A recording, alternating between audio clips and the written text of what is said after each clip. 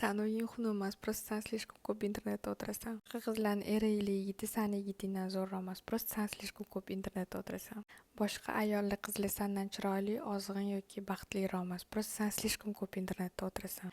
Millionlab o'zingda o'zgartirmoqchi bo'lgan narsalaring, o'zing o'ylab topgan problemalaring bu aslida problema emas. Просто sen ko'p internetda o'tirasan. Sen shoppingga borib yangi kiyimlar olishing kerak emas. Просто sen слишком ko'p internetda o'tirasan.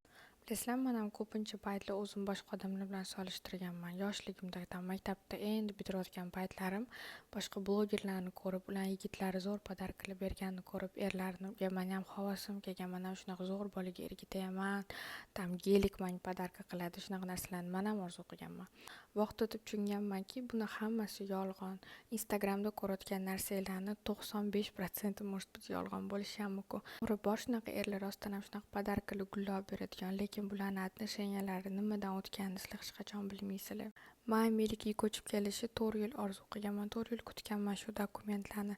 Наконец-то kelganimda tushundimki, na samim деле meni baxtim bu meni uyimdagilar, ota-onam meni yonimdagi хотя бы bitta shaharda yashash, ota-onangiz bilan qanaqa baxtligini faqat boshqa davlatga ko'chgan odamlar biladi. И также отношениядagi bu idealniy sizlar ko'rayotgan narsalarga odamlar qanaqa erishganini sizlar bilmaysizlar.